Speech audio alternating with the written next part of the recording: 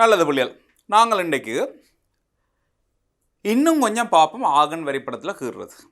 அப்போ இவ்வளோ நாளும் கூட்டுறது கழிக்கிறது அதெல்லாம் பார்த்து நாங்கள் இன்றைக்கு பெருக்கிறது, ரெண்டு சிக்கலன்களை பெருக்கிறது, ரெண்டு சிக்கலன்களை பிரிக்கிறது என்னென்று ஆகன் வரைபடத்தில் வரைகிறேன்னு பார்க்க போகிறோம். இவ்வளோ நாளும் நாங்கள் சிக்கலன்களை எக்ஸாக ஐவை என்ற வடிவத்தில் வச்சு தான் செய்து கொண்டு வந்தாங்க, அச்சரகாணித வடிவத்தில் வச்சு கொண்டு வந்தாங்க. ஏன்னா இப்போ பாருங்க, நாங்கள் முனைவாட்டால் கூட்டு வடிவத்தில் வச்சு செய்ய போகிறோம். ஆர் டீட்டால் வச்சு தான் இந்த பெருக்கிறதும் பிரிக்கிறதும் செய்ய போகிறோம். பாருங்க என்னன்னுட்டு இவரை பாருங்க. ஆகன் வரைபடத்தில் P1 P2 எனும் புள்ளிகள் முறையே Z1 Z2 எனும் சிக்கலன்களை குறிக்கின்றன.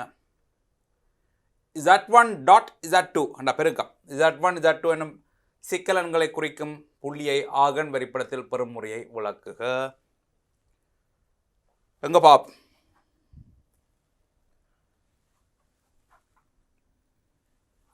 அச்சுக்களை கீறுவோம். கற்பனை அச்சு, மெய்யச்சு.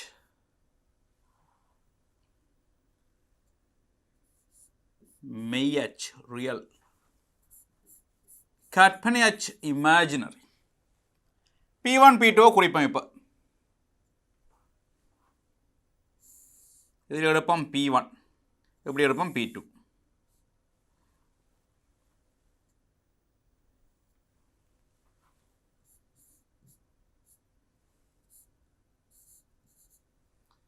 இவர் Z1 குறிக்கிறார், இவர் Z2 குறிக்கிறார். எங்க பாப் Z1 என்றவர் எடுப்போம் R1 cos theta 1 I sin theta 1. இவரைத்தான் நாங்கள் P1 என்ற புள்ளியால் குறிக்கிறோம். R1, theta. Z2 R2 cos theta 2 I sin theta 2. இவரை நாங்கள் P2 என்ற புள்ளியால் குறிக்கிறோம். R2, theta. ரெண்டு பேரும் பெருக்கம் தான் எடுக்கணும். நான் அதை Z நோட் என்று வைக்கிறேன். R note cos theta note I sin theta note. உங்களுக்கு தெரியும், Z1 Z2 பெருக்கினால் R1 R2 பெருக்கப்படும், மட்டுக்கள் பெருக்கப்படும். R1 R2 வரும். அப்போ இந்த R நோட் என்றவர் R1 R2 பெருக்கமாக இருக்கும். வீசல்கள் கூட்டப்படும், தீட்டா 1 தீட்டாவும் கூட்டப்படும். அப்போ தீட்டா நோட் என்றவர் தீட்டா 1 சக தீட்டா 2 வரும்.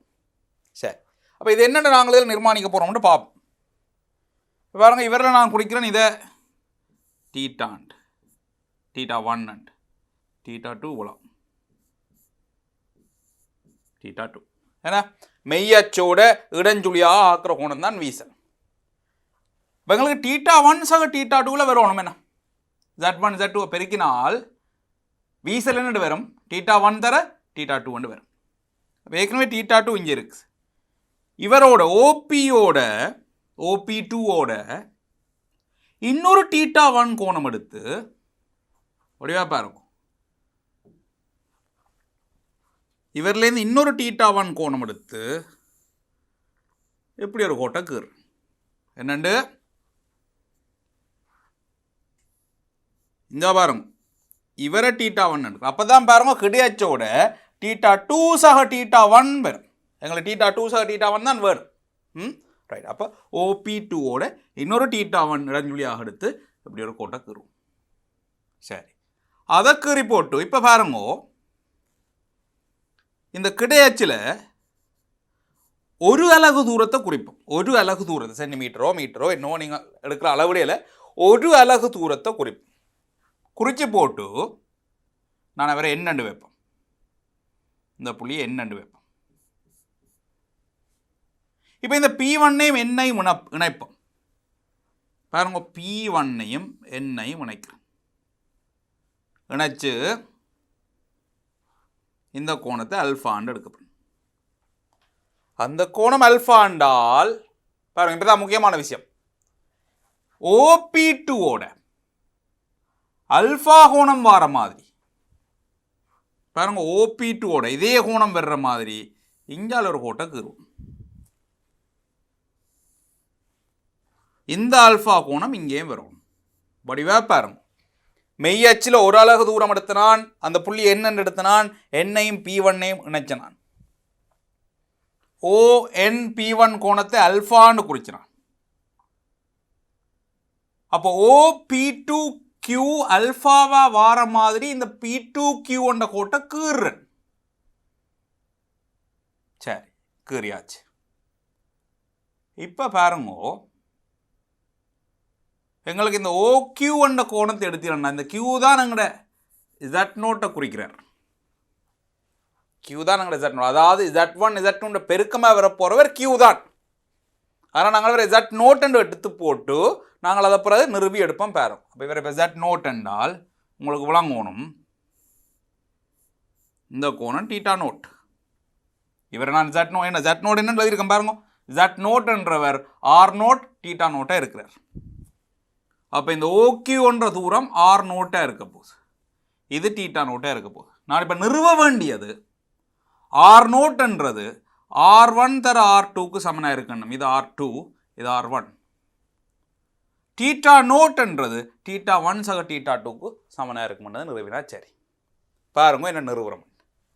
ரைட், இப்போ பாருங்க, ONP1 முக்கோணத்தையும் OP2Q முக்கோணத்தையும் பார்த்தீங்கள் என்றால் 3 கோணங்களும் ஒன்றுக்கொண்டு சமனாக இருக்கும். அதாவது இவற்றை இந்த கோணம் θ1, இவற்றை இந்த கோணம் θ1, இவற்றை அல்ஃபா, இவற்றை அல்ஃபா. அப்போ மூன்றாவதால் இங்கே 180 θ அல்ஃபானால் இவர் 180 θ1 அல்ஃபா. ஆக 3 கோணங்களும் ஒத்தவையாக இருக்கின்றன. ஆக இந்த முக்கோணமும் இந்த முக்கோணமும் இயல்பொத்த முக்கோணங்கள். பாருங்க, எழுதுவோம். முக்கோணம் ONP1 முக்கோணம் OP2Q என்பன இயல்பொத்தவை. இயல்பொத்தவை ஏனென்றால் பாருங்க, கோணம் ONP1 எங்க ONP1 OP2Q சமன்.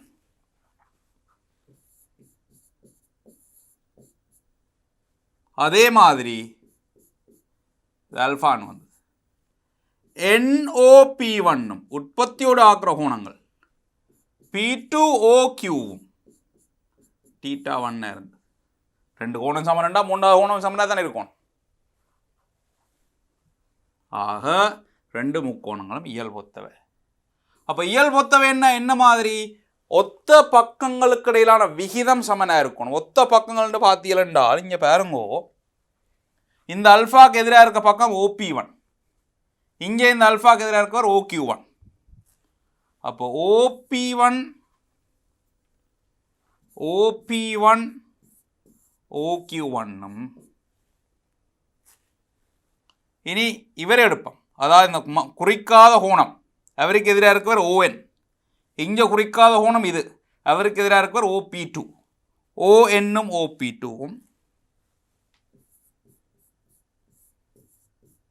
ஒத்த பக்கங்களுக்கு இடையிலான விகிதம் சமனாக இருக்க வேண்டும். OP1 என்றால் R1, OQ1 என்றால் R0. பாருங்க, OP1 என்பது Z1 மட்டு, அதான் R1. OQ என்றது Q1 Z0 குறிக்கிறதை அடுத்து நாங்கள் R0. ON என்றது ஒரு அலகு தூரம், OP2 என்றது R2. அப்போ இதில் இந்த சுருக்கினீங்கள் என்றால் R0 வரும். R0 அங்கே வருங்கோ, R2 இங்கே விடுங்கோ, R1 தர R2 வரும்.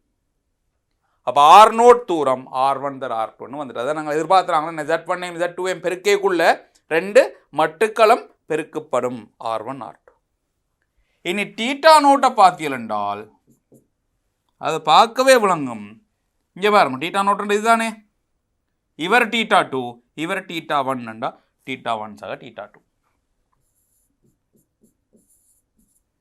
ஆக Z0 என்ற சிக்கல் என்ற திருப்பி எழுதுறேன்னு பாருங்கோ. நாங்கள் R0 cos θ0 சக I sin θ0 தான் R0 எடுத்துனாங்க Z0. இப்போ R0 நிறுவியாச்சு R1 R2. தீட்டா நோட்டை நிறுவியாச்சு. தீட்டா 1 சக தீட்டா 2 I sin தீட்டா 1 சக தீட்டா 2. இவரே எங்களுக்கு விரிச்செழுத தெரியும் பாருங்க. என்ன எழுதுறேன்? R1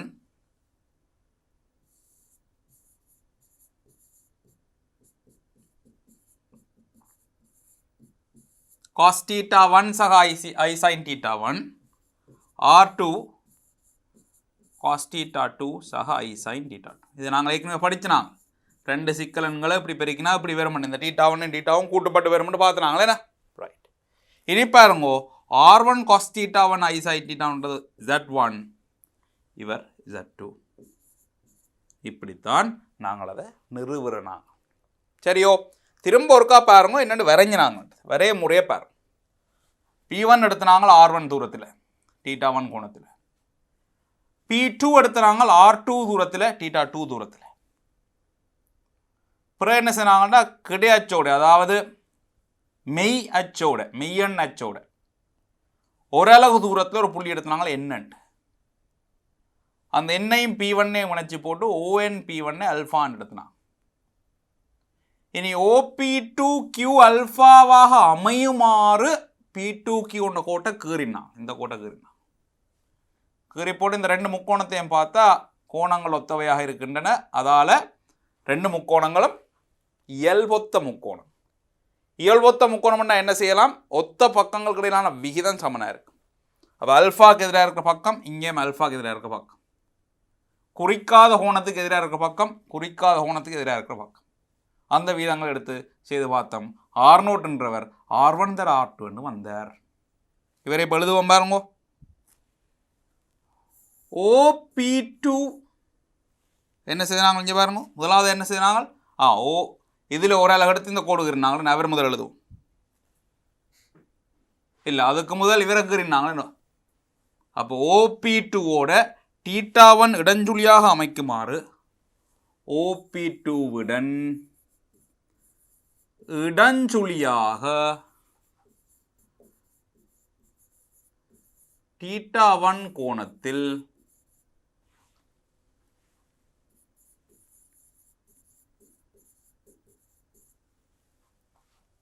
ஓவினூடாக ஒரு நேர்கோடு வரையப்படும். அதான் முதலாவது வச்சது நான், நேர்கோடு வரையப்படும். ரைட். பிறகு என்ன செய்த நாங்கள்? மெய்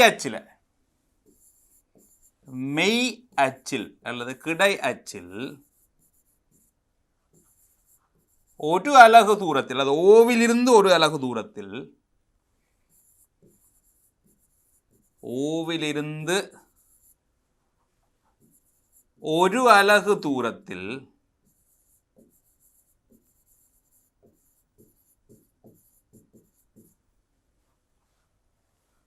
புள்ளி N குறிக்கப்படும்.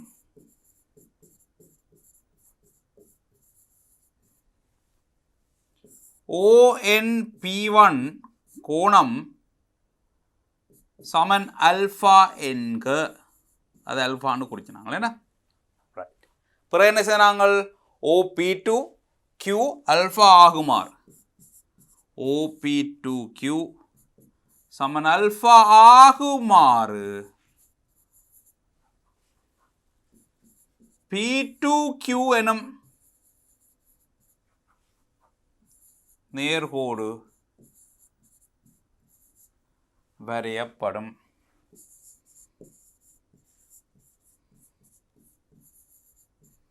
இங்கு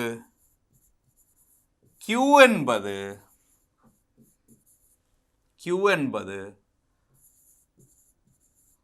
முதலில் ஓவினூடாக வரையப்பட்ட, முதலாவது கீர்ணதான் ஓவினூடாக வரையப்பட்ட கோட்டின் மீதுள்ள புள்ளியாகும்.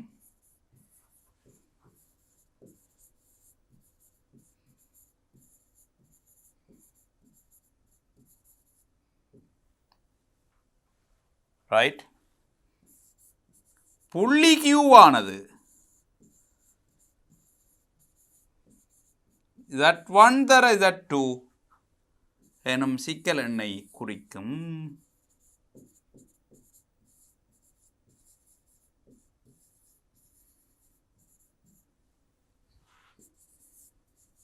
கவனமாக எழுதி வைங்கோ பிள்ளைகள், கவனமாக எழுதி வைங்கோ. கிட்டடியில் இந்த நிறுவல் கேட்க இல்லை, ஆனால் நாங்கள் ரெடியாக இருக்கணுமே, எப்பவும் கேட்கலாம் இந்த நிறுவல். வடிவாக பாருங்கோ, திருப்பியும் ஒருக்கா பாருங்கோ. P1 இருங்கோ, P2 இருங்கோ. இதில் பிள்ளைகள் P1 P2 மாறி வந்தாலும் பரவாயில்ல, யார் மேலே யார்கள் என்ற பெருக்கல்லானே. Z1 Z2 பிரிக்கினாலும் உண்டு, Z2 Z1 பிரிக்கினாலும் உண்டு. அப்போ பிரச்சனை இல்லை, பரிமாற்று விதி. அப்போ இங்கே பாருங்க, இதில் நாங்கள் கிடையாச்சோட ஓரளவு தூரத்தில் என்ன எடுத்தோம், இவரை இணைச்சம், இவரை அல்ஃபா ஆண்டோம். இனி OP2 அல்ஃபா வர மாதிரி இந்த கோட்டை கீறினோம், இவர் இடவற்ற புள்ளியை Q1 எடுத்தோம். அந்த Q தான் எங்களோட Z1 Z2 தரப்போகிற. விளங்குதோ? நிறுவல் இது, கீறுற முறைன்னு கேட்டால் இது. ரைட்? அப்போ ரெண்டு சிக்கலன்களை பெருக்கிறதை இப்போ பார்த்துனாங்க. அடுத்ததாக பார்ப்போம் ரெண்டு சிக்கலன்களை பிரிக்கிறது. பாருங்க அடுத்தவரை. ஆகன் வரைபடத்தில் P1 P2 எனும் புள்ளிகள் முறையே Z1 Z2 எனும் சிக்கலன்களை குறிக்கின்றன. Z1 இன் கீழ் Z2 எனும் சிக்கலனை குறிக்கும் மொழியை கவனமாக இருக்கணும். பிரிக்கக்குள்ள Z1 Z2 பிரிக்கிறதும் Z2 Z1 பிரிக்கிறதும் ஒன்று இல்லை, வேற வேற. பெருக்கேக்க எப்படி பிரிக்கினாலும் உண்டு, பிரிக்கேக்க கவனமாக பார்க்கணும். மேலே Z1 கீழே Z2 இருக்கிறதுக்கு தான் நாங்கள் நிறுவ போகிறோம். விளங்குதோ? Z1 இன் கீழ் Z2 பெரும் முறையை விளக்குக. எங்க பாப்போம். அச்சுக்களை கீறுவோம்.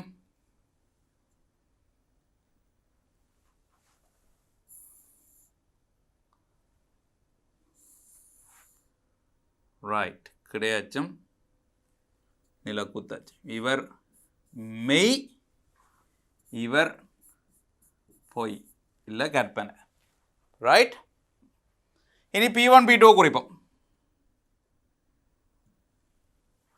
பாருங்க, P1 மேலே கீறுனா கவனிக்கணும், P2 கீழே கீறு. இவர் P2 Z2 குறிக்கிறார், இவர் P1 Z1 குறிக்கிறார்.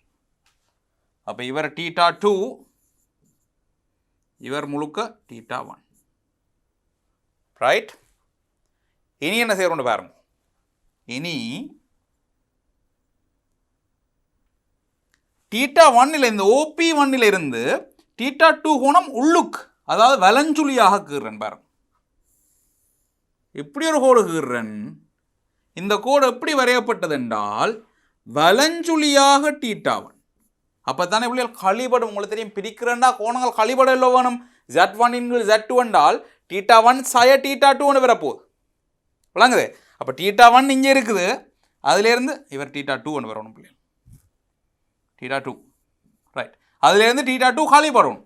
அப்போ θ2 உள்ளுக்குறாக்கி இந்த θ2 இவர்லேருந்து கழித்து உள்பக்கமாக கீறு. பெருக்கேக்கில் வெளிப்பக்கமாக இடஞ்சுழியாக போட்டாங்க. என்ன கோணம் கூட்டு போடணும், இப்போ கோணம் கழிபடணும், வலஞ்சுழி. இனி அதே விளையாட்டு. என்ன அதே விளையாட்டு? ஓரளவு தூரத்தில் என்ன எடுப்போம், இது உண்டு.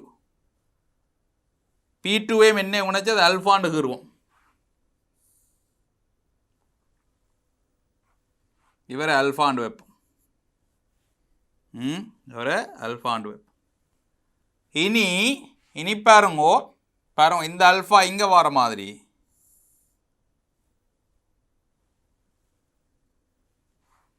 இதில் அல்ஃபா வர மாதிரி நாங்கள் Q1 புள்ளி எடுக்க போகிறோம். முதல் செய்த அதே விளையாட்டு தான் செய்கிறோம், ஆனால் கொஞ்சம் வித்தியாசமாக இருக்குது. பாருங்க, கோடு உள்பக்கமாக வந்தது, இப்போ இங்கே அல்ஃபா வருது. முதல்ல என்ன செய்த நாங்கள் OP2 இங்கே பாருங்க, P2 அல்ஃபா வர மாதிரி கோடு கீறினா. இப்போ அப்படி இல்லை, P1 கீறுறம், அவர் வெற்று இடத்துல அல்ஃபா கோணம் பெறும். அப்போ இனி பாருங்க அதே விளையாட்டு, θ2 அல்ஃபா அல்ஃபா. அப்போ மூன்று கோணங்களும் ஒன்று கொண்டு சமனானவை. என்னது? இவட்டை அல்ஃபா இவட்டை அல்ஃபா. அப்போ என்ன நடக்க போகுது? இந்த முக்கோணமும் இயல்பத்த முக்கோணமாக வரப்போகுது. கீறுவோம், எழுதுவோம் பாருங்கோ. நிறுவல் எழுதுவோம் பாருங்கோ.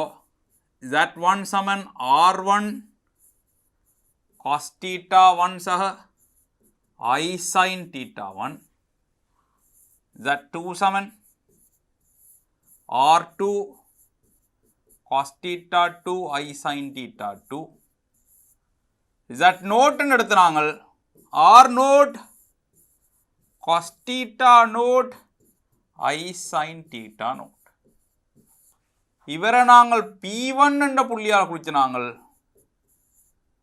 R1 theta 1. இவரை நாங்கள் P2 என்ற புள்ளியால் குறித்து நாங்கள் R2 theta 2. இவரை Q என்ற புள்ளியால் குறித்து நாங்கள் R நோட் theta நோட். அப்போ உங்களுக்கு விளங்கணும் இந்த தூரம் R1 R2 Q P2 அல்ல இது R2. இந்த தூரம் R1 இந்த தூரம் R நோட். அதே மாதிரி இந்த கோணம் தீட்டா நோட், அந்த கோணம் தீட்டா நோட். இப்போ நாங்கள் நிறுவ வேண்டியது தீட்டா நோட் என்றவர் தீட்டா 1 சாய தீட்டா 2 இருக்கணும், ஆர் நோட் என்றவர் R1 கீழ் R2 இருக்கணும். எங்கப்பா முக்கோணம் ONP1 முக்கோணம் ONP1 OQP2 ONP2 என்ன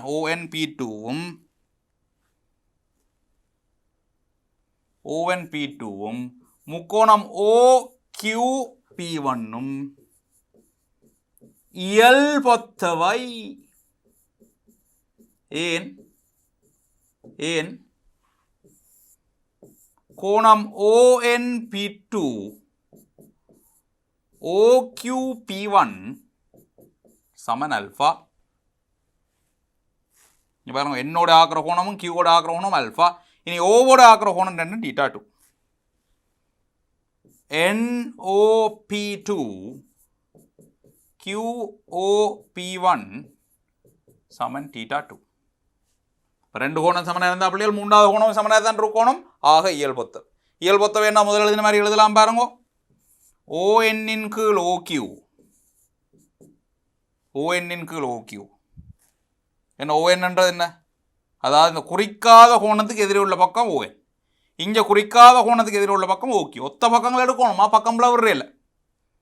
இனி அல்ஃபாக்கு எதிராக எடுத்தா OP2 OP1 OP2 OP1.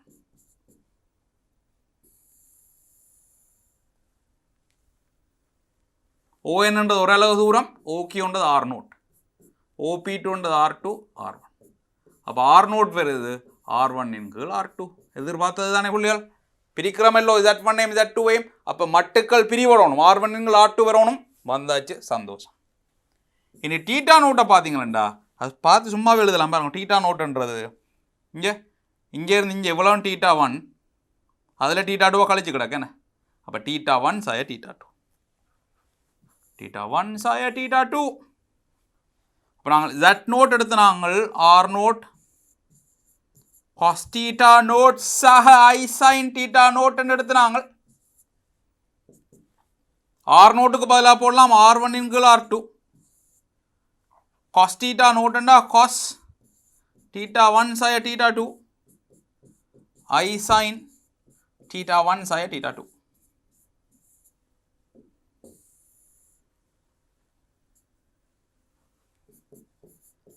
R1 cos theta 1 சக I sin theta 1 கீழே R2 cos theta 2 சக I sin theta 2. உங்களுக்கு தெரியும், இப்படி பிரிச்சாதான் கோணங்கள் ஹாலிபட்டு அதுக்குள்ள வருமானம் உங்களுக்கு தெரியும், படிச்சுட்டு. ஆக இவர் Z1 கீழே Z2 கொண்டு வருவார். விளங்குதானே? அப்போ இதுதான் நிறுவலாக இருக்கு. இனி பார்க்கணும் இது இரண்டு எழுதுறேன் வரைய முறையை விளக்கணும். அப்போ பாருங்க, P1 P2 விளக்கத்தை இல்லை ஏற்கனவே தந்தது தானே. நாங்கள் இவர்லேருந்து தொடங்கும் இந்த கோட்டை எழுதுவோம் முதல்ல. என்ன என்னண்டு OP1ஓட தீட்டா 2 வலஞ்சுழியாக வருமாறு ஒரு கோடு ஓவினூடாக வரையப்பட்டது. OP2உடன் வலஞ்சுழியாக எழுதிக்கொள்ளுங்க. வலஞ்சுழியாக தீட்டா 2 கோணத்தில்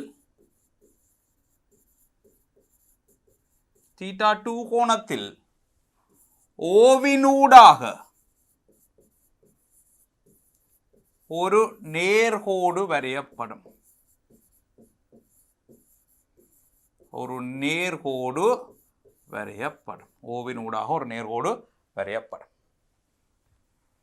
சரி, அவரை வரைஞ்சி கொடுப்புற என்ன செய்து நாங்கள் இங்கே அல்ஃபா விளங்கப்படுத்துவோம். அல்ஃபா விளங்கப்படுத்துவோம் பாருங்கோ. மெய்யச்சில்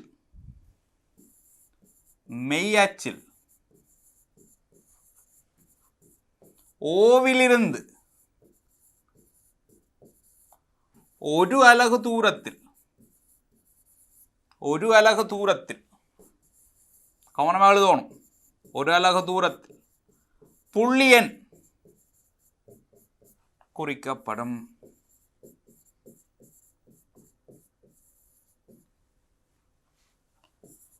கோணம் ONP2 சமன் அல்ஃபா என்க. பிறகு என்ன செய்யறாங்க இங்க பாருங்க. OQP1 அல்ஃபா ஆகுமாறு P1Q எனும் கோடு வரையப்பட்டது. இங்கு Q என்பது முதலாவது கோட்டில் உள்ள ஒரு புள்ளி. OQP1 சமன் அல்ஃபா ஆகுமாறு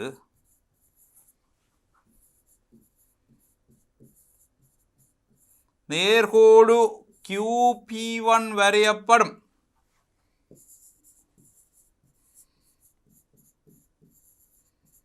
இங்கு Q என்பது முதலில் வரையப்பட்ட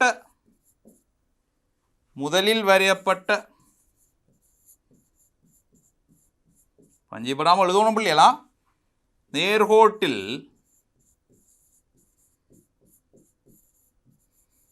உள்ள புள்ளி. Q-வானது Z1 இன் கீழ் Z2 எனும் சிக்கலெண்ணை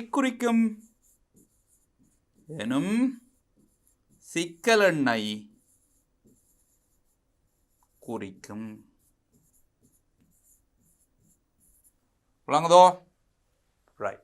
இப்படித்தான் பெருக்கல் பிரித்தல் ரெண்டையும் ஆகன் வரைபடத்தில் பார்க்கறது. இப்போ என்ன செய்வோம்டா, இந்த நிறுவலை வச்சுக்கொண்டு Z1 Z2 பெருக்கல் Z1 இன் கீழ் Z2 பிரித்தலை வச்சுக்கொண்டு நாங்கள் ஒரு 2 கணக்கு பார்ப்போம். என்ன மாதிரி இது கணக்கில் பிரயோகிக்கப்படுது, என்ன மாதிரி கேட்கணும் பண்ணுறதை பார்ப்போம். இவரை பாருங்க. ஆகன் வரைபடத்தில் P, P' எனும் புள்ளிகள் முறையே Z, Z' எனும் சிக்கலெண்களை குறிக்கின்றன. Z சய Z', Z தர Z' எனும் சிக்கலெண்களை குறிக்கும் புள்ளிகளை ஆகன் வரைபடத்தில் பெறும் முறையை விளக்குக. அது நாங்கள் ஏற்கனவே படிச்சிட்டோம். Z மைனஸ் Z' ஏற்கனவே படிச்சிட்டோம். Z இன்டு Z' இப்போ படிச்சினாங்க. அப்போ அது உங்களுக்கு செய்யலும். அடுத்த வரப்பா P1, P2, P3 எனும் புள்ளிகள் முறையே Z1, Z2, Z3 எனும் சிக்கலெண்களை குறிப்பதுடன் Q1, Q2, Q3 எனும் புள்ளிகள் Z1, Z2, Z3 எனும் சிக்கலெண்களை குறிக்கின்றன. இப்போ எல்லாரையும் Z பிரிக்க கிடக்குன. இங்கு Z என்பது ஏதேனும் ஒரு பூஜ்ஜியமற்ற சிக்கலன். சரி. P1, P2, P3, Q1, Q2, Q3 முக்கோணிகள் என்பன இயல்பொத்தவை என காட்டுக. இயல்பொத்தவை என்ன, ஒன்றில் 3 கோணங்களும் சமன் என்று காட்டணும். இல்லாட்டி ஒத்த பக்கங்களுக்கிடையிலான விகிதம் சமன் என்று காட்டணும். என்ன செய்யலாம்? அச்சக்கீறி குறிப்பம் பாருங்கோ. ரைட். மெய்யச்சு கற்பனையாச்சு. இனி P1, P2, P3 கீறன் பாருங்க. கீரேக சமபக்கம் முக்கோணி மாதிரி கீறக்கூடாது என்ன? ரைட். இனி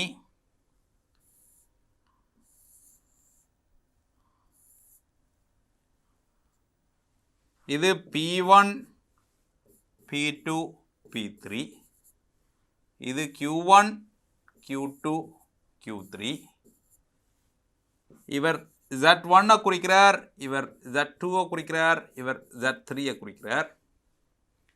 இவர் ZZ1 குறிக்கிறார், இவர் ZZ2 குறிக்கிறார், ZZ3 குறிக்கிறார். வழங்குதோ? இப்போ நாங்கள் காட்ட வேண்டியது எந்த முக்கோணமும் அந்த முக்கோணமும் இயல்பொத்தவை என்று காட்டினா சரி. பாருங்க பிள்ளைகள், இப்போ உங்களுக்கு தெரியும்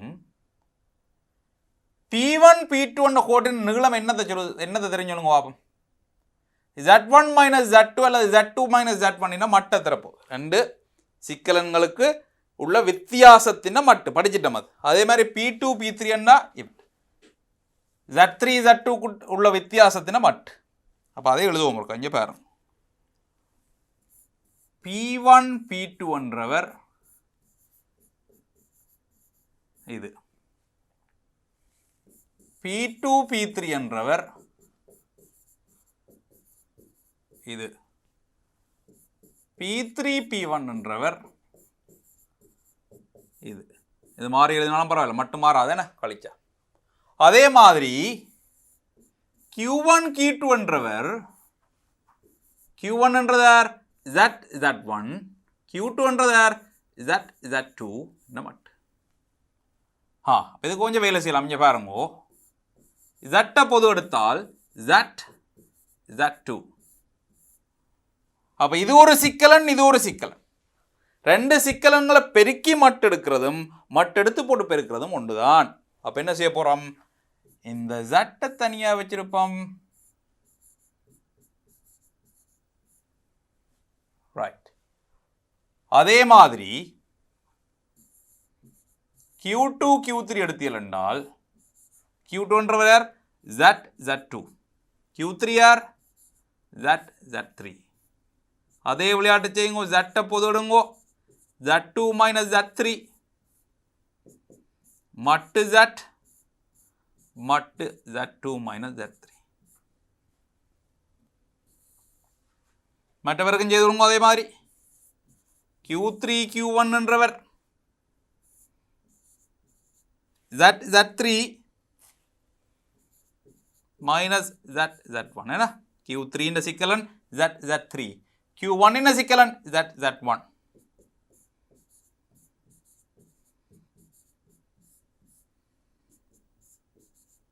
தனித்தனியா மட்டு அடிச்சுப்போம். ரைட். இப்போ ஒத்த பக்கங்களுக்கு இடையிலான விகிதத்தை பார்க்க போறோம். பாருங்க, Q1 Q2வுக்கும் P1 P2க்கும் உள்ள விகிதத்தை பார்ப்போம். பார்த்தீர்கள் என்றால் Q1 Q2 என்றது அவர் தானே, மட்டு Z1 Z2. இவர் P1 P2 Z1 Z2.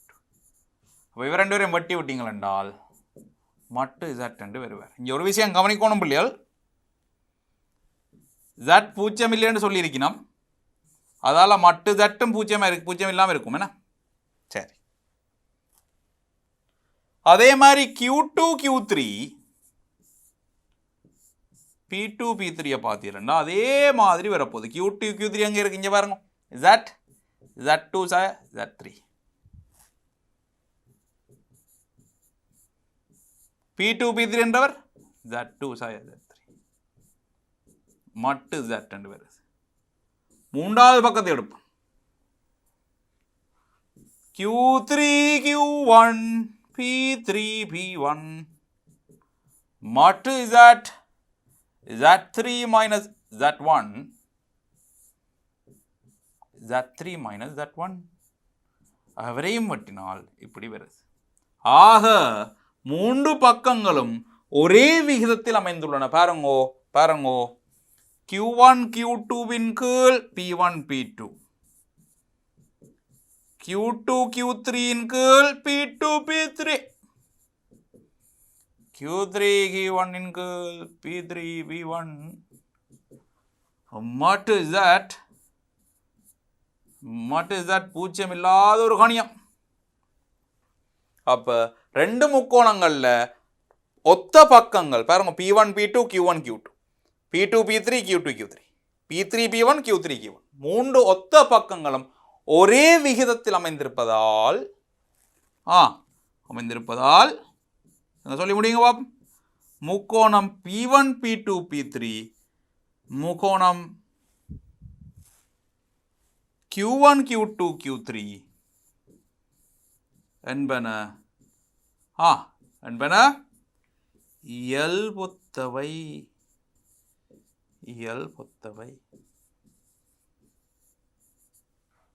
பாருங்க பிள்ளையார், என்ன மாதிரி சிக்கல் எண்களை பாவித்து இரண்டு முக்கோணங்கள் இயல்பொத்தவை என்பதை காட்டியிருக்கும். நல்லொரு கேள்வி. திருப்பி நீங்கள் முதல்ல இருந்திருக்கா செய்து பார்க்கணும். இல்லை, இப்போ நாங்கள் இன்னொரு கேள்வியை பார்ப்போம். இதே மாதிரி இன்னொரு கேள்வியை பார்ப்போம். இவர் என்ன சொல்றார்? 1994 வந்த பழைய பாஸ் பேப்பர் கேள்வி பிள்ளையார், சோக்கான கேள்வி பாருங்க. சிக்கல் எண் ஒன்றின் மட்டு வீசல் என்பவற்றை வரையறுக்க, அது எங்களுக்கு தெரியும். ஆகன் வரைபடம் ஒன்றில் புள்ளி P ஆனது சிக்கலன் Z குறிக்கின்றது.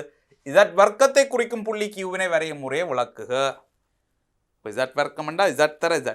அப்போ நாங்கள் ஏற்கனவே ரெண்டு சிக்கலனை பெருக்கிறத பார்த்து நாங்கள் அதை பாவிச்சு அவர் செய்து போட்டு நிற்போம். இங்கே பாருங்க,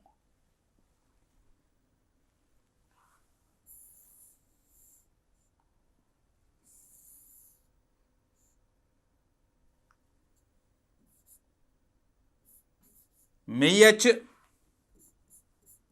கற்பனையாச்சு.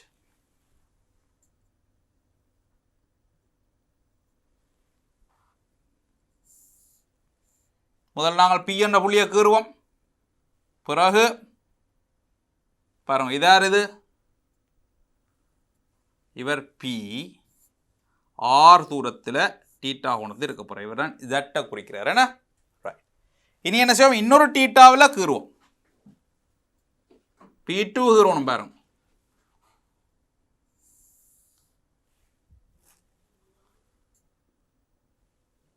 ரைட். இப்படி ஒரு கோட்டை கீறுவோம் டீட்டாவில். என்ன உங்களுக்கு தெரியும், Z வர்க்கம் என்றவர் ரெண்டு டீட்டாவில் வரணும். ஜட்டுக்கு டீட்டாண்டா Z வர்க்கம் ரெண்டு டீட்டா. ஏன் Z தர Z, டீட்டாஸாக டீட்டா. அப்போ ரெண்டு டீட்டாவில் வரக்கூடிய மாதிரி ஒரு கோட்டை கீறுவோம். கீறி போட என்ன செய்வோம்? எங்களை வளமையான விளையாட்டு பாருங்க. என்னது வளமையான விளையாட்டு? ஓரளவு தூரத்தில் என்ன குறியுங்கோ? இவர் ஒன்று ONP1 இணையுங்கோ. இவர் இணையுங்கோ. இணைச்சி போட்டு இந்த கோணத்தை அல்ஃபானுங்கோ. இனி இஞ்சால அல்ஃபா வர மாதிரி ஒரு கோட்டை கீறுங்கோ.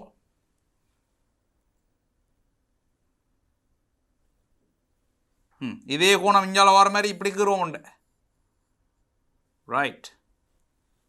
இவரை நாங்கள் அல்ஃபாண்டு வைப்போம். இந்த புள்ளியை Q கொண்டு வைப்போம். இப்போ எங்களை Q தான் Z வர்க்கத்தை குறிக்க போறாருன்னு நாங்கள் நிறுவம் பார்ப்போம். Z Saman R cos theta I sin theta. இவரை நாங்கள் P என்ற புள்ளியால் குறிக்கிறோம், R, θவால். இனி Z நோட் எடுக்கிறோம், R note cos theta naught சக I sin theta naught Q என்ற புள்ளியால் குறிப்போம், R நோட் theta நோட். ஆக இங்கே R நோட் theta நோட் யார் என்றால் இவர் R naught, OQ R naught, இந்த கோணம் θ நோட். இப்போ நாங்கள் நிறுவ வேண்டியது என்ன? R நோட் என்றவர் R வர்க்கத்துக்கு சமனாக இருப்பார் நிறுவனம், θ நோட் என்றவர் ரெண்டு தீட்டாவுக்கு சமனாக இருப்பார் நிறுவம் பாங்கோ. வளமையான அதே வேலை. என்ன வளமையான வேலை? இங்கே பாருங்க, இந்த முக்கோணத்தையும் இந்த பெரிய முக்கோணத்தையும் பாருங்க. அல்ஃபா அல்ஃபா, தீட்டா தீட்டா, ரெண்டு கோணம் சமன் என்றால் மூன்றாவது கோணமும் சமன். மூன்று கோணங்களும் சமன் என்றபடியா இயல்பொத்தது. எழுதுங்க பாப்போம்.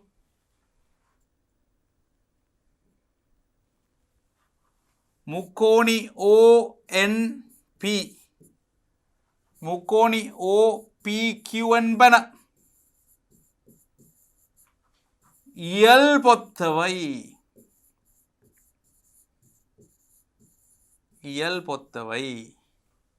ஏனென்றால் கோணம் ONP OPQ சமன் அல்ஃபா, ஓவோடைய ஆக்கிற கோணம் உற்பத்தியோட ஆக்கிற கோணம் சமன் தீட்டா. ரெண்டு கோணம் சமன்டா மூன்றாவது சமன். அப்போ இயல்பொத்தவை. இயல்பொத்தவை என்ன செய்யலாம்? ON இன் கீழ் OP சமன் பாருங்க ஒத்த பக்கம் இங்கே குறிக்காத கோணத்துக்கு எதிராக இருக்கிறது ஓஎன், இங்கே குறிக்காத கோணத்துக்கு எதிராக இருக்கிறது ஓபி. இனி அல்ஃபாக்கு எதிராக இருக்கிறது ஓபி, அல்ஃபாக்கு ஓக்யூ, ஓபி என்கள் ஓக்யூ.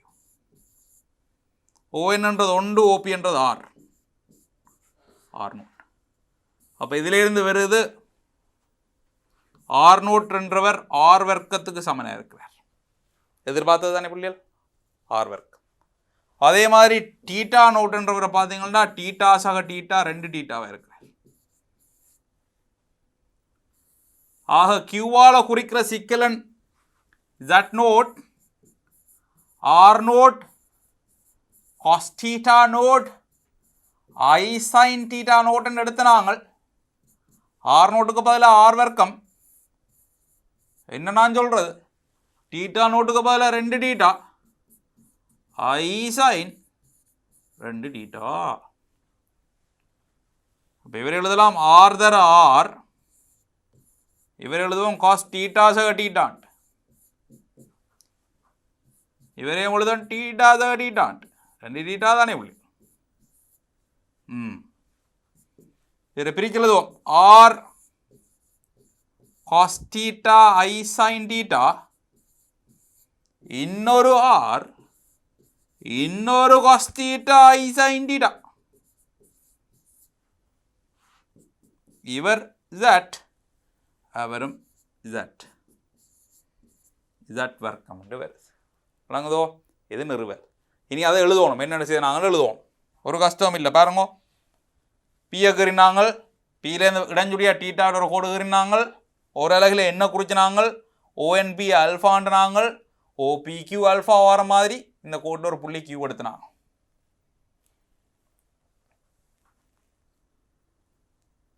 ஓபியுடன்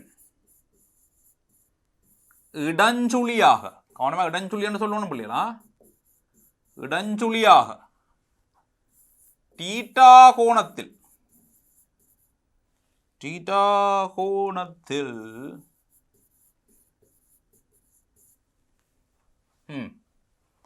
ஓவினூடாக ஒரு கோடு வரையப்படும், ஒரு நேர்கோடு வரையப்படும்.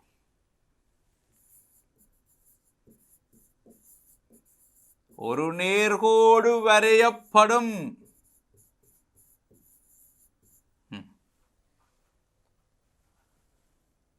என்ன மெய்யாச்சில், மெய்யாச்சில் ஓவிலிருந்து ஒரு அலகு தூரத்தில், ஒரு அலகு தூரத்தில் புள்ளி N குறிக்கப்படும்.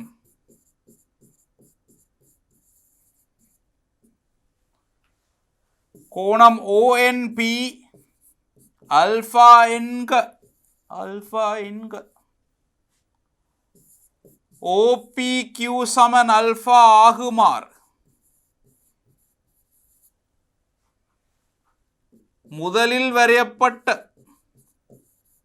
கோட்டில், முதலில் வரையப்பட்ட கோட்டில்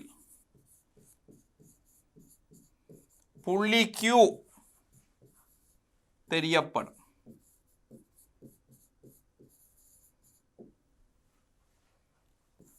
கியூவினால் குறிக்கப்படும் சிக்கலன்,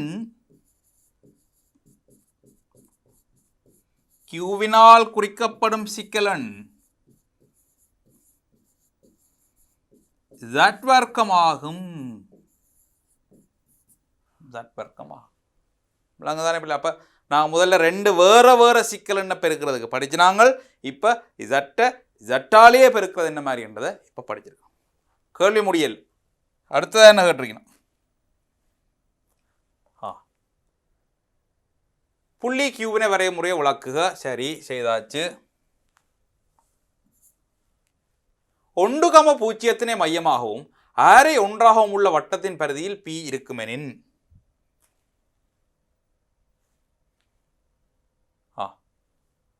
1,0 மையமாகவும் அரை ஒன்றாகவும் உள்ள வட்டத்தின் பரிதியில் P இருக்குமெனின் எங்க கீறுவோம் வாங்கோ.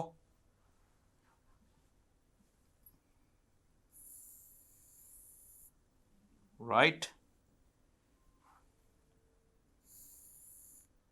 மெய்யாச்சு எப்படி இருக்க போகுது? வட்டத்தை கொஞ்சம் பெருசாக்கிடுவோம் என்ன? ரைட். மெய்யாச்சு எப்படி இருக்க போகுது? கற்பனையாச்சு எப்படி இருக்க போகுது? பாருங்க, இது மெய்யாச்சு, இது கற்பனையாச்சு. 1,0 மையம். ரைட். ஆரையை பார்த்தீங்கன்னா பிள்ளைகள் ஆரே உண்டு. அப்போ அதால நான் இந்த உற்பத்திக்குள்ளால் வட்டம் போகிற மாதிரி கீறினானா ஆரே உண்டுன்னு சொல்லியிருக்கணும். அப்போ இது உண்டு. சரி, இப்போ பி என்றவர் இங்கே எங்கேயும் இருக்க போகிறார். இந்த இடத்துல பி எடுப்போம். இந்த வட்டத்திலாம் பி இருக்க போதாம என்ன? சரி, பியை கீறுவோம். கீறினா அதில் பி ஜட்டை குறிக்கிறார். கேள்வி என்ன? வட்டத்தின் பரிதியில் பி இருக்குமெனின் Z வர்க்கம் சாய Z. Z வர்க்கத்தை பற்றி கரைக்கணுமல்லோ. Z வர்க்கம் என்னென்னு கீறணும்? இது டீட்டாண்டா இன்னொரு டீட்டா எடுத்து கீறணும். பாருங்கோ,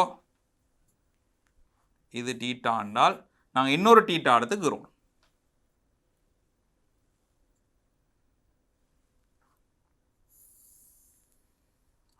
இன்னொரு டீட்டாவில் கீறுறேன்.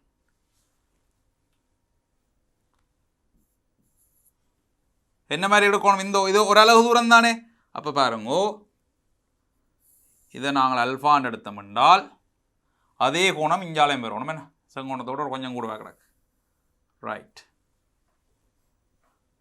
இது அல்ஃபா என்றால் இதுவும் அல்ஃபா. அப்போ இந்த புள்ளி தான் Q. இவர் Z வர்க்கத்தை குறிப்பார். நாங்கள் ஏற்கனவே நிறுவிட்டோம். இப்போ அது நிறுவியாச்சு. இப்போ கேள்வி என்னென்றால் Z மட்டும் Z வர்க்கம் சாய Z மட்டும் சமன் காட்டுட்டான். Z மட்டும்டா இவர் இந்த Z வர்க்கம் சாய Z இது. அப்போ OPயும் PQவும் சமன் என்று காட்டுட்டாம்.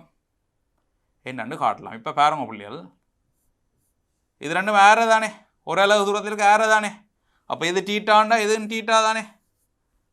ரைட். இனி இப்போ பாருங்க, இந்த முக்கோணத்தை ஒரு கோணம் டீட்டா பாருங்க. இந்த முக்கோணத்தையும் பாருங்க பிள்ளைகள், ஒரு அல்ஃபா இருக்குது, ஒரு அல்ஃபா இருக்குது, ஒரு டீட்டா இருக்குது, ஒரு டீட்டா இருக்குது. அப்போ மற்ற கோணம் கட்டாயம் டீட்டாவை தான் இருக்கணும். இந்த 2 டீட்டா சக அல்ஃபா 180 பாக பாருங்க. 2 டீட்டா சக அல்ஃபா 180 பாக. இங்கே ஒரு டீட்டாவும் அல்ஃபாவும் வந்துட்டு.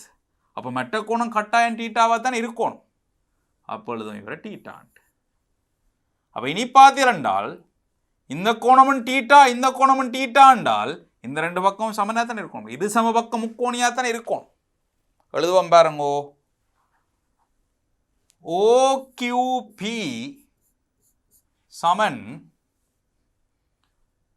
POQ. டீட்டா என்னது?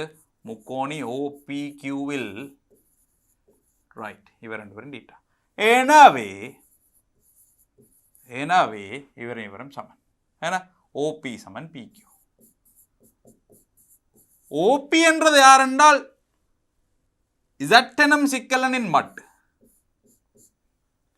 PQ என்பவர் யார் என்றால் Z வர்க்கம் சாய Z என்ன மட்டு.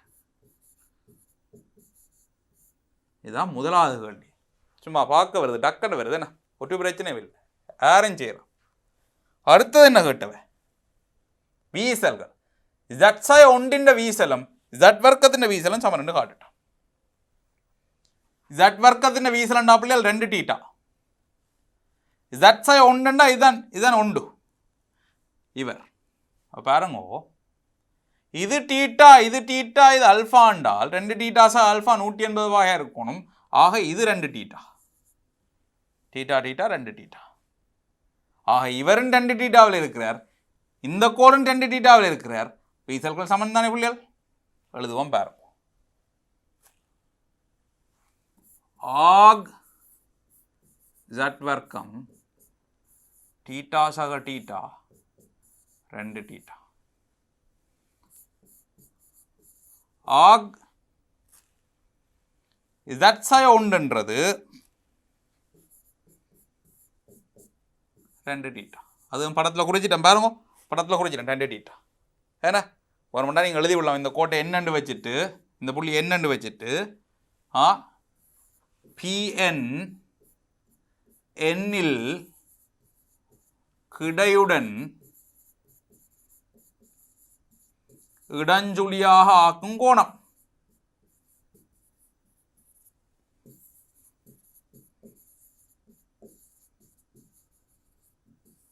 அது 2 தீட்டா. ஆக இவ 2 பேரும் சமன். ஆக் Z வர்க்கமும் ஆக் Z psi ஒன்றும் சமன். அது ரெண்டும் காட்டியாச்சு. கேள்வி முடியல. கேள்வியில் இன்னொரு பாட்டு இருக்கு பாருங்க. இது ரெண்டும் சமன். ஆக் Z வர்க்கம் சாய Z கேட்கணும். எங்கடாப்பா அது இருக்கு. ஆக் Z வர்க்கம் சாய Z. இவட்ட கோணம். அவட்ட கோணத்தை காணணும்னா நாங்கள் கிடையோட ஒரு கோடுகிறோம். இந்த இடத்துல கிடையோட ஒரு கோடுகிறோம், கிடையா ஒரு கோடுகிறோம். கீறி போட்டு இந்த கோணத்தை பற்றினதான் கேள்வி. எங்க பார்ப்போம். இப்போ நம்ம இந்த கோட்டைஞ்சால நீட்டலாம் பாருங்க. இவரை நீட்டுவோம். இஞ்சால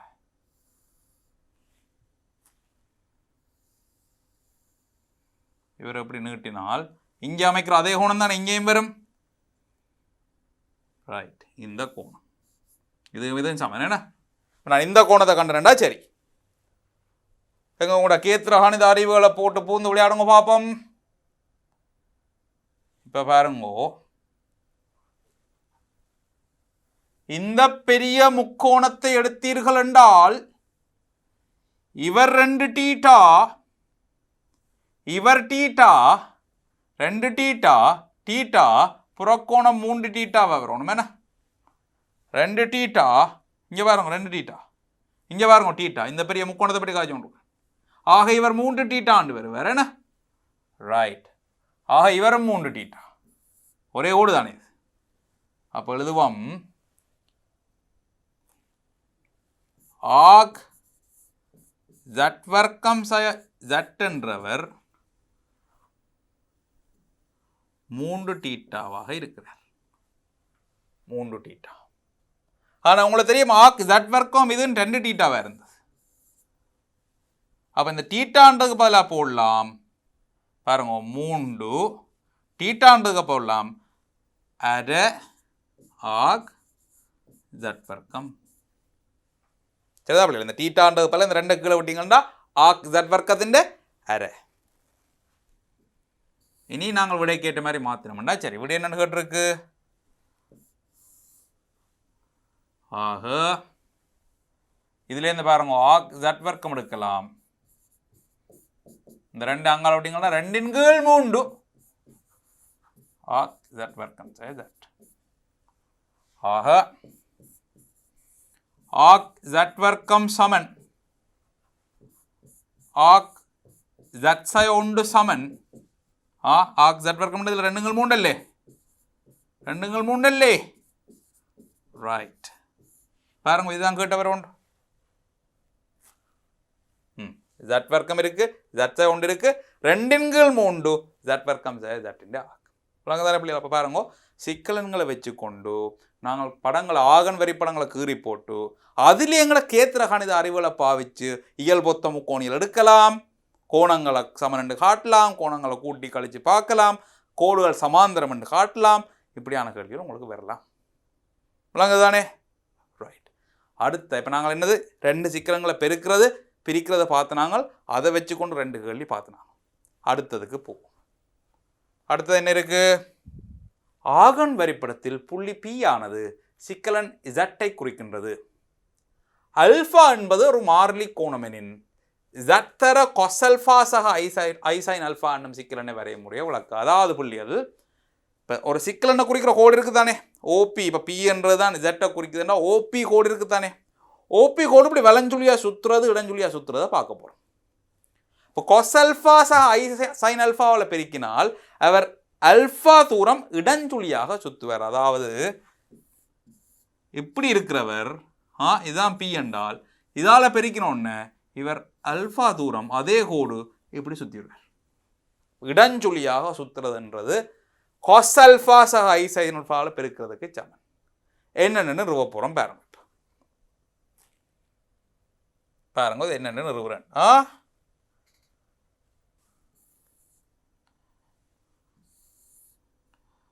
ரைட், எங்களோட அச்சுக்கள் எடுப்போம். மெய்யாச்சு, கட் பண்ணியாச்சு. இவ்வளோதான் விளையாட்டு. பாருங்கோ,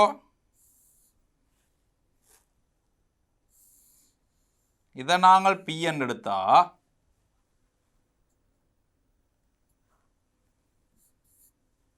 இது டீட்டாண்டா காஸ் அல்ஃபா சக ஐ சைன் அல்ஃபாவில் பெருக்கிக்குள்ள புள்ளிகள் இந்த ஓபி என்றவரை இப்படியே ஓவில வச்சுக்கொண்டு ஓவில மையமாக வச்சுக்கொண்டு இவர் கொஞ்சம் சுற்றுறது. இப்படி அல்ஃபா தூரம் அதே கோட்டை சுத்தேக்குள்ள அதே கோடா அதே கோட்டை அல்ஃபா தூரம் சுற்றுறேன். அல்ஃபா கோணத்தால் சுற்றுறேன் இடஞ்சுழியா சுற்றி போட்டு இவரை கியூ கொண்டு வைப்போம். இந்த கியூ தான் இசட் தர காஸ் அல்ஃபா ஐ சைன் அல்ஃபா தர போகிறார். பாருங்கோ, இவர் ஆர் என்றால் வேறு ஆர் நோட்டு வைக்கிறேன். நான் ரெண்டு பேரும் சமன். ஏன் ஓபிஎன் ஒரே கோட்டை தான் நீங்கள் சுற்றி இருக்கு. இவரை டீட்டா நோட்டுன்னு வைப்போம். அப்படி தான் எடுக்கிறாங்க. அப்படி கியூ ஒன்று புள்ளிக்கு ஆர் நோட் டீட்டா நோட்டுன்னு எடுக்கிறாங்க. பிறகு நிறுவுறாங்க. அப்போ இங்கே பாருங்கோ, ஓபி சமன் ஓகி ஒன்றதால ஆர் நோட்டும் ஆரும் சமன். இனி டீட்டா நோட்டுன்றவர் டீட்டா சக அல்ஃபாவே இருக்கிறார். பார்க்கவே விளங்குது என்ன? ரைட், அப்போ நிறுவம் பாருங்கோ. that சமன் ஆர் காஸ் டீட்டா சக ஐ சைன் டீட்டா. இவரை நாங்கள் பி என்ற புள்ளியால் குறிக்கிறோம். ஆர் கம டீட்டா. ஜட் நோட் எடுத்து நாங்கள் R naught cos theta naught I sine theta naught என்று எடுத்து நாங்கள் இவரை கியூவால் குறித்து நாங்கள் R naught comma theta naught. இப்போ நிறுவினாங்கள் ஆர் நோட் சமன் ஆர் டீட்டா நோட் சமன் டீட்டா சக அல்ஃபா. அப்போ ஜட் நோட் எழுதலாம். ஆர் நோட்டுக்கு பதிலாக கொண்டே போடுங்கோ. திருப்பி எழுதுவோம். இருக்கு R naught cos theta naught I sine theta naught. R நோட்டுக்கு பதிலாக போடலாம் ஆர் காஸ் டீட்டா நோட்டுக்கு பதிலாக போடலாம் காஸ் டீட்டா சக அல்ஃபா ஐ சைன் டீட்டா சக அல்ஃபா. நீ டீட்டா சக அல்ஃபாவை பிரித்து விடலாம் பாருங்க. ஆர் காஸ் டீட்டா சக ஐ சைன் டீட்டா அல்ஃபா வழியில் துருவோம். காஸ் அல்ஃபா சக ஐ சைன் அல்ஃபா. இதில் ஆர் காஸ் டீட்டா சக ஐ சைன் டீட்டா என்றால் ஜட் அவரை அப்படியே வச்சிருக்கலாம். ஆக காஸ் அல்ஃபா சக ஐ சைன் அல்ஃபாவால் ஒரு சிக்கல் என்ன பெருக்கிறதுன்றது அந்த சிக்கல் என்ற கோட்டை ஓபி என்ற கோட்டை அல்ஃபா தூரம் இடஞ்சுழியாக சுற்றி விடுறது.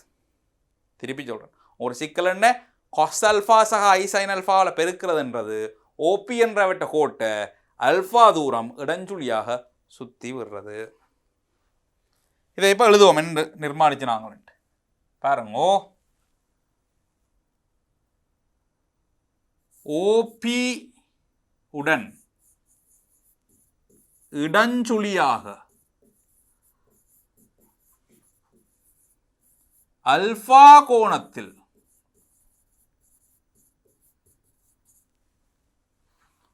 ஓவிலிருந்து ஒரு நேர்கோடு வரையப்படும்.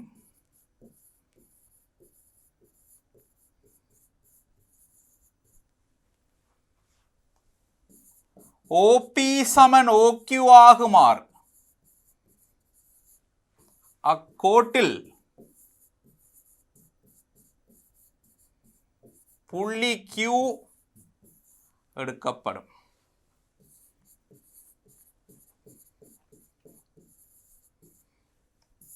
கியூவானது Z cos alpha சக I sin alphaவினை குறிக்கும். cos alpha சக I sin alpha தர z-னை குறிக்கும். ரைட், சரி, கேள்வி முடியல. அதுக்கப்புறம் என்ன கேட்டு பாருங்கோ, வரைய முறைய விளக்கு. சரி, இப்போ இதில் இன்னொன்று விளங்கணும் பாருங்க பிள்ளைகள். இப்போ இந்த அல்ஃபான்றது 90 பாய் ஆகினா என்ன நடக்கும்னு பாருங்க. cos 90 பூஜ்ஜியமாக போயிடும். I sin 90 1 2 வரும், அதில் ஒரு I என்று வரும், இவர் பூஜ்ஜியம்.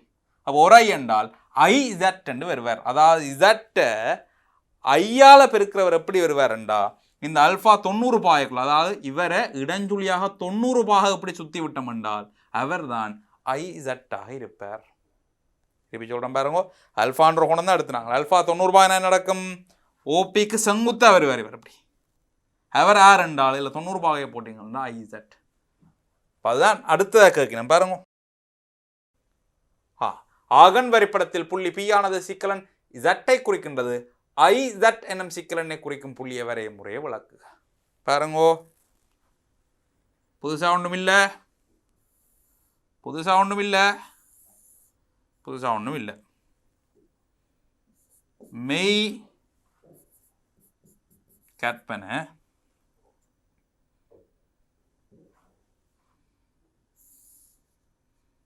ஓகே. இவர் தான் எங்கட P என்றால் Z குறிக்கிறார் என்றால் இவருக்கு செங்குத்தா வார மாதிரி அடுத்த கோட்டை கருங்க. அதே நீளத்திலையா, இதே நீளத்தில் இவருக்கு செங்குத்தா வார மாதிரி. O என்றா இவர் Q என்றால் எப்படி செங்குத்த, அதாவது ஓபியை 90 பாக இடஞ்சுழியாக சுற்றி இருக்க. இவர் R2 வெப்பம், இவர் R0 வெப்பம். ஆனால் இதே ஒரே ஓடண்டபடியால் சமனாக இருக்கும். எழுதி விடுவோம். ஓபியை தானே சுற்றினாங்க, அப்போ R சமன் R0. சரி, இவர் டீட்டா என்ன, ரைட், இவர் அங்கே டீட்டா நோட். ரைட், அப்போ டீட்டா நோட் என்றவர் வாரார் டீட்டா சக π/2 90 பாய் என்ன, டீட்டா சக 90 பாய். பாருங்க ஒன்று ரூபம், Z சமன் R cos theta சக I sin theta. இவரை P ஆல குறித்து நாங்கள் Z நோட் எடுத்து நாங்கள் R cos theta note I sin theta naught. இவரை Q ஆல குறித்து நாங்கள். ஆனால் R நோட் சமன் R என்றும் தீட்டா நோட் சமன் தீட்டா சக π/2 என்னும் எடுத்திட்டம். ஆக Z நோட்டை திருப்பி எழுதலாம் பாருங்கோ, cos theta note I sin theta naught. இங்கே R நோட்டுக்கு பதிலாக R போடலாம், cos theta நோட்டுக்கு பதிலாக போடலாம் தீட்டா சக π/2 I sin theta சக π/2.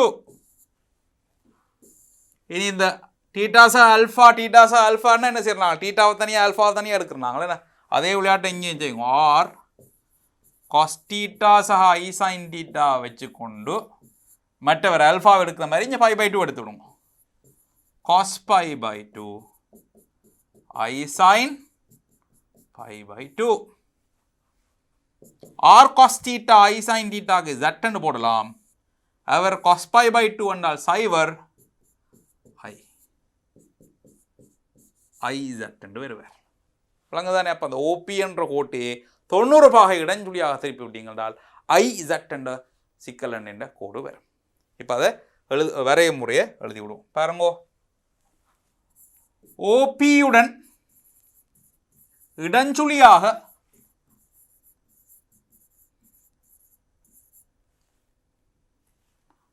π/2 கோணத்தில்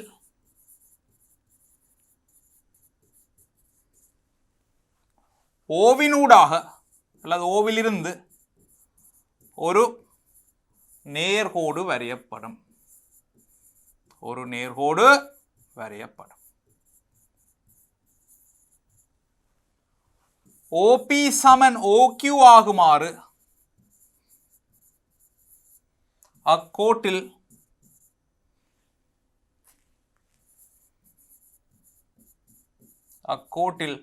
புள்ளி Q எடுக்கப்படும்.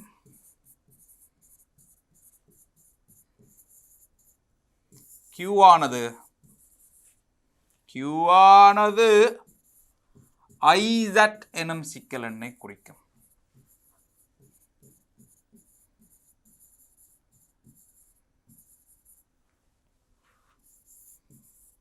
IZ எனும் சிக்கல் எண்ணை குறிக்கும். முதல்ல அப்போ டீட்டாஸாக அல்ஃபா கெடுத்துனாங்க, அல்ஃபா கோணத்தால் சுற்றுறது, இது டீட்டாஸாக π/2 கெடுக்கக்குள்ள அது IZ என்று வரும். விளங்குதோ?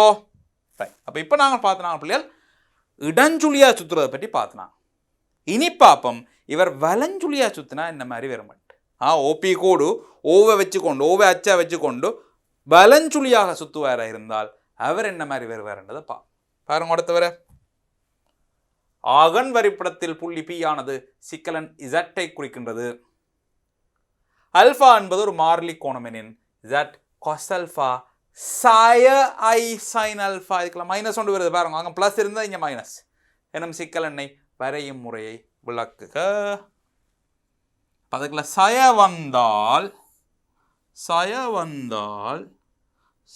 வந்தால் மெய் கற்பனை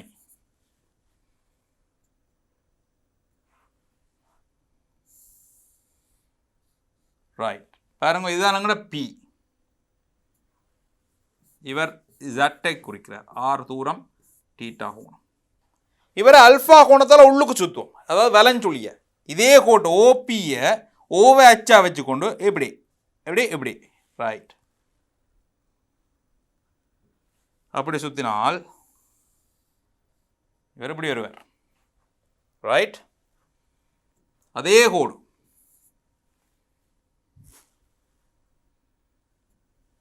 Q வலஞ்சுழியாக அல்ஃபா கோணத்தை சுத்தினான்.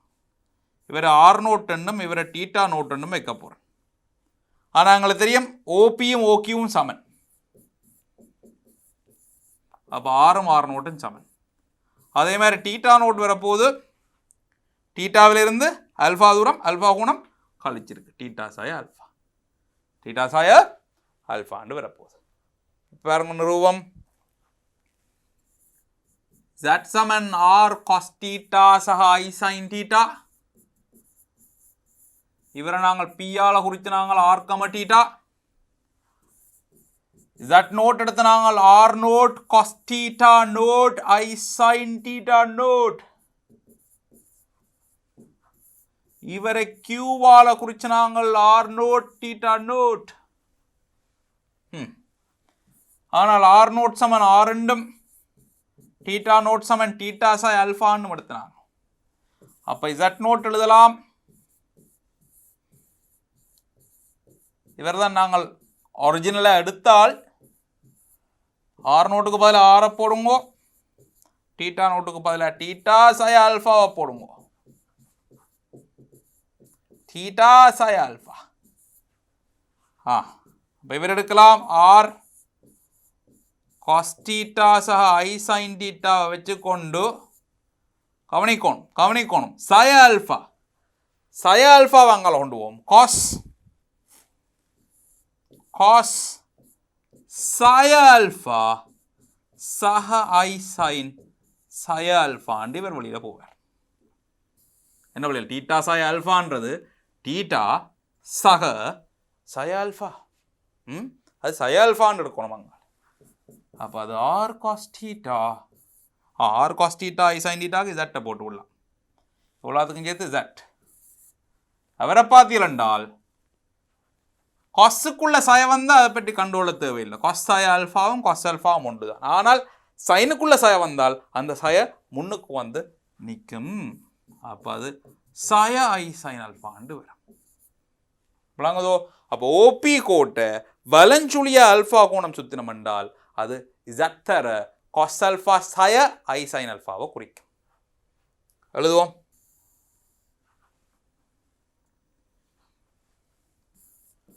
ஓபியுடன் வலஞ்சுழியாக அல்ஃபா கோணத்தில் வளமை எழுதுறது தானே பிள்ளைகள் ஓவினூடாக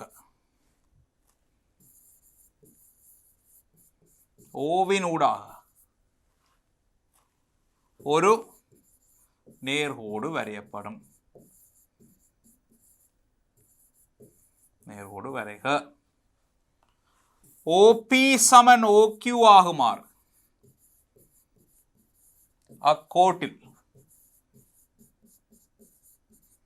புள்ளி Q எடுக்க Q ஆனது Z தர cos alpha psi I sin alpha எனும் சிக்கலெண்ணை குறிக்கும். ரைட். அப்போ இடஞ்சுழிய ஆல்பா கோணம் சுற்றுறதும் பார்த்துட்டோம், வலஞ்சுழிய ஆல்பா கோணம் சுற்றுறதும் பார்த்துட்டோம். இப்போ இதை வச்சுக்கொண்டு ஒரு கணக்கை பார்ப்போம். ஆகன் வரைபடத்தில் புள்ளி P ஆனது சிக்கலன் Z ஐ குறிக்கின்றது. -IZ என்னும் சிக்கலன். -IZ என்றா பாருங்கோ, இந்த அல்பாக்கு பதிலாக நீங்கள் 90 போடைக்குள்ள இவர் சைவர் ஆகுவார், இவர் ஒண்டாகுவார், ஒண்டாயக்குள்ள -I வரப்போகுது. அப்போ வலஞ்சுழியா 90 சுற்றுறது வந்து சய ஐயால சிக்கல் என்ன பெருக்கிறதுக்கு சமனா இருக்கு. அதைத்தான் அவர் கேட்கிறார். நிறுவ சொல்லி நிறைய விடுவோம்.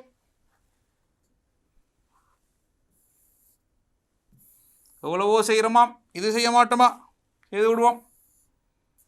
மெய்யாச்சு கற்பனையாச்சு. ரைட். அப்போ நாங்கள் எடுப்போம்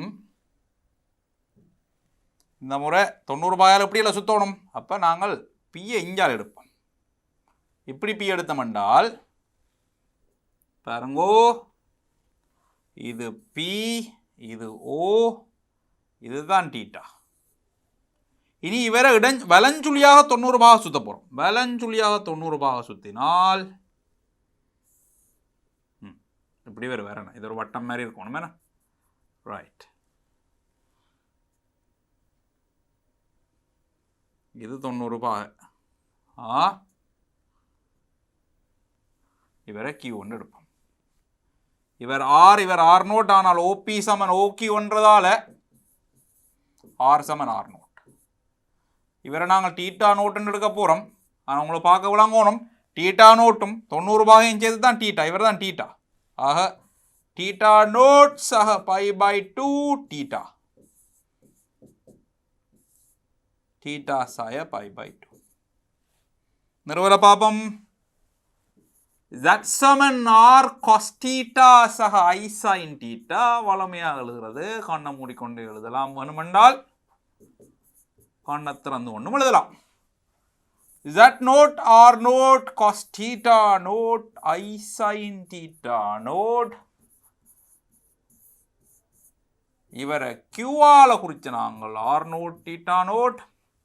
இப்போ நிறுவினாங்கள் R நோட் சமன் R ரெண்டும், தீட்டா நோட் சமன் தீட்டா சாய π/2 நிறுவினாங்கள்.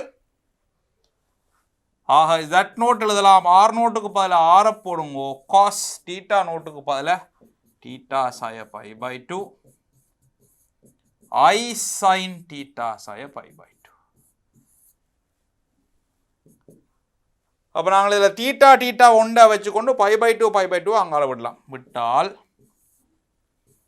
cos தீட்டா சக I sin தீட்டா ஒன்றை வச்சுக்கொண்டு சய π/2 அங்கால விடுவோம். அப்போ cos சய π/2 சக I sin சய π/2 என்று வரும். இனி இதில் R cos theta I sin தீட்டாக்கு Z போடலாம். cos π/2 என்றா சைவர், அது சய π/2 சக π/2 சைவர். sin சய π/2 என்றால் பிள்ளைகள் அது சய 1 வரும். ரெண்டுக்குமே நீங்கள் எப்படி யோசிக்கலாம், கொஸ்டுக்குள்ளே சய வந்தாலும் சக வந்தாலும் ஒன்று தான். அப்போ சய எடுத்து போட்டு பார்த்தா π/2, π/2க்கு 0. இவட்ட சய வெளியில் வருவார். அப்போ சய sin π/2, sin π/2 உண்டு. அப்போ சய sin π/2 சய 1. அப்போ இந்த சய ஐயால பெருக்கக்குள்ள சய I Z வரப்போகிறார். தானே. அப்போ ஒரு சிக்கலனுக்குரிய கோட்டை ஓபி என்ற கோட்டை நாங்கள் வலஞ்சுழியாக 90 பாக சுற்றினால் சய ஐ இசட் என்பவர் வருவார். அப்போ நாங்கள் இவரை எழுதி விடுவோம், பாருங்க என்னென்று வருன்னு எழுதி விடுவோம்.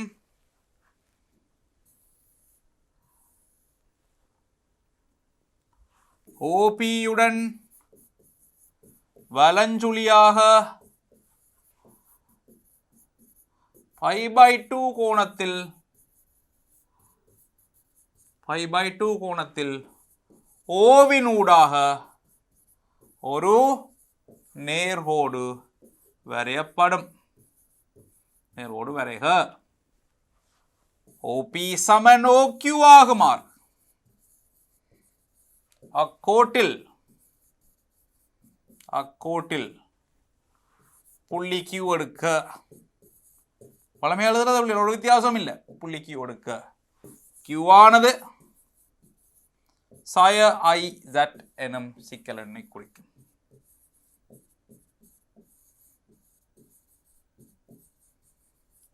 சிக்கலெண்ணை குறிக்கும். ரைட். இப்போ பாருங்க பிள்ளைகள், நாங்கள் இப்போ கடைசியாக படித்த 2 விஷயம் என்னென்றால், ஒரு சிக்கலெண்ணை உற்பத்தியோடு அதை ஆக்கிற கோட்டை வச்சுக்கொண்டு இடஞ்சுழியாக ஆல்ஃபா கோணம் திருப்புறது, வலஞ்சுழியாக ஆல்ஃபா கோணம் திருப்புறது. உற்பத்தியை மையமாக வச்சுக்கொண்டா அதே மாதிரி இடஞ்சுழியாக 90 பாக சுற்றுறது, வலஞ்சுழியாக 90 பாக சுற்றுறது பார்த்துனாங்க. இனி நாங்கள் படிக்கணும், இப்போ இது உற்பத்தியை வச்சுக்கொண்டு சுற்றினாங்க, இப்படியும் வரலாம் தானே பிள்ளைகள். இங்கே பாருங்க, இப்போ இவ்வளோ நேரம் படித்தது இது, இப்படி ஒரு கோட்டை இஞ்சாலையும் சுற்றுறது, இவரை மையமாக வச்சு. இனி நாங்கள் படிக்கணும், இப்படி ஒரு கோடு இருந்தால் இவரை மையமாக வச்சுக்கொண்டு, இவரை அச்சா வச்சுக்கொண்டு இஞ்சாலை சுற்றலாம் தானே. இப்படி சுற்றினா என்ன நடக்கும், இப்படி சுற்றினா என்ன நடக்கும், விளங்குதானே. அதாவது உற்பத்தி அல்லாத வேறொரு புள்ளியை அச்சா வைத்துக்கொண்டு கோட்டை அங்கால இஞ்சால சுத்தேக்குள்ள என்ன மாதிரி நடக்க போகுது, என்னத்தால் பெருக்கணும், என்னத்தால் பிரிக்கணுன்றதை பார்க்க போகிறோம்.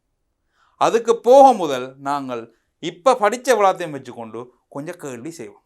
கேள்வி செய்து இதில் நல்லா பரிச்சயமாகிக்கொண்டு அதுக்கு போவோம். அதுவும் செய்து முடிஞ்சால் எங்களோட ஆகன் வரிப்படத்தில் கீற வேண்டிய வரைய வேண்டிய எல்லாம் படிச்சிட்டோம். அதுக்கு பிறகு என்ன செய்வோம்டா, நான் சொன்னேன், நான் உங்களுக்கு 2019 புதுசாக கொண்டு வந்து சேர்க்கப்பட்ட ஒரு பாட பெறப்பொண்டு இருக்குது. எதென்றால் மோய்வரின் தியரம்ன்றது. இப்போ அதை நாங்கள் கடைசியாக பார்ப்போம்.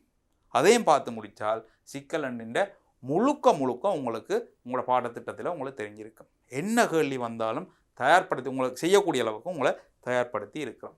இவ்வளவு கேள்வியை நீங்கள் எவ்வளவு தூரம் ப்ராக்டிஸ் பண்ணி புதுசாக கேள்வியில் செய்து பார்க்குறீங்களோ அந்தளவு நீங்கள் இதில் கட்டிக்காரராக வரலாம். விளங்குதோ? அப்போ நாங்கள் இப்போ என்ன செய்யலாம் என்றால் படித்த விளாத்தையும் வச்சுக்கொண்டு கொஞ்சம் பயிற்சி கேள்வியில் பார்த்துட்டு அடுத்தவருக்கு போவோம்.